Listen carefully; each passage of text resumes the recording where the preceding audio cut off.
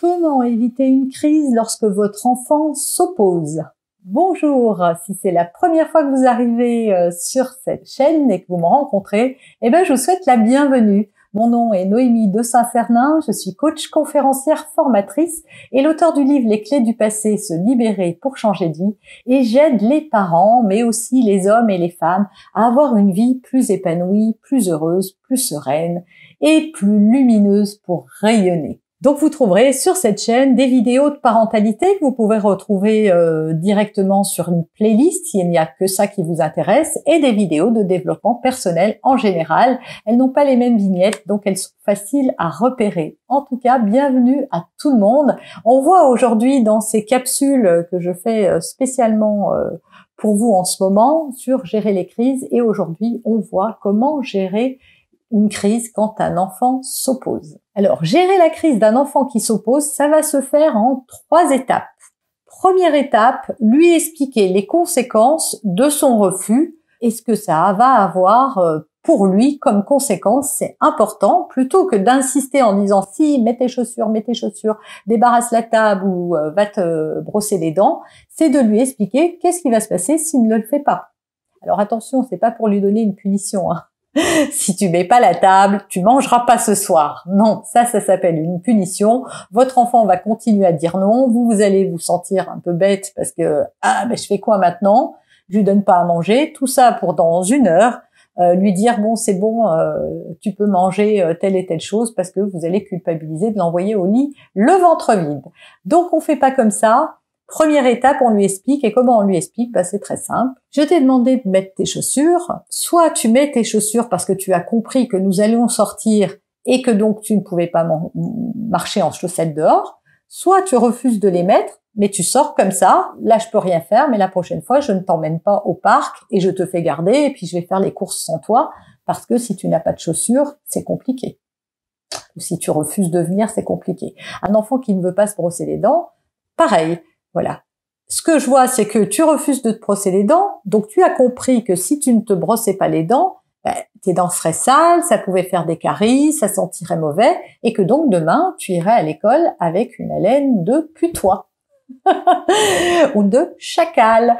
Voilà, dites-lui les choses et laissez-le réfléchir. Parce que votre enfant, là, quand vous ne rentrez pas dans un rapport de force, honnêtement, très souvent, ça se dissout et l'enfant va se brosser les dents de lui-même, parce qu'il va comprendre que, d'abord, il va voir qu'il n'y a pas de réaction, parce que souvent, quand un enfant s'oppose, il s'oppose à vous et à votre demande, pas pour vous embêter, hein, mais parce qu'il teste vos limites. Et donc, quand il voit que vous êtes finalement pas très agacé par rapport à son agissement, il va un peu lâcher du lest, parce que ça sert à rien qu'il soit dans un rapport de force, puisque vous ne l'êtes pas.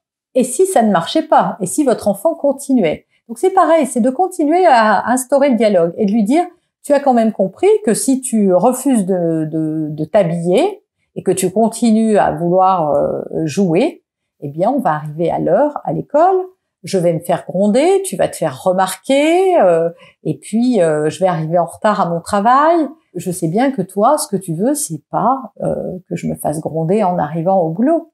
Donc qu'est-ce qui se passe? Est-ce que tu es d'accord maintenant pour mettre tes chaussures? Est-ce que tu as bien compris pourquoi c'était important? Deuxième chose, à nouveau, ça ressemble à la première, mais en fait, ça permet à nouveau de ne pas rentrer dans un rapport de force, mais de mettre l'enfant face à ses responsabilités, de l'inviter à de la coopération parce qu'il comprend pourquoi c'est important pour vous et c'est important pour lui aussi. Et enfin, la troisième chose, si toujours vous n'y arrivez pas, c'est de lui demander une alternative, de lui dire « Ok, je vois que tu persistes à refuser d'aller te laver les dents, mettre tes chaussures ou mettre la table. Qu'est-ce que tu me proposes à la place ?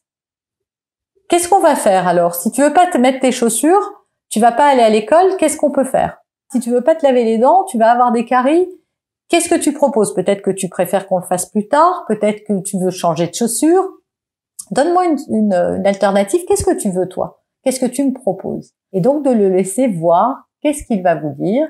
Peut-être que l'enfant, certains enfants, et moi j'ai eu ça avec mes enfants, elles s'opposaient avec beaucoup de virulence, donc elles n'aimaient pas les ordres en fait, elles n'aimaient pas qu'on leur dise quoi faire. Alors j'ai plein de vidéos sur cette chaîne allez dans la playlist parentalité pour les parents et vous allez trouver plein de trucs et d'astuces pour toutes les situations ou presque du quotidien, même si je les ai pas encore toutes traitées, mais ça viendra. En tout cas, si vous pensez que cette vidéo, elle peut faire du bien à quelqu'un d'autre, eh bien, partagez, aidez-moi à aider un maximum de parents parce que c'est tout l'objectif de ces vidéos que je fais.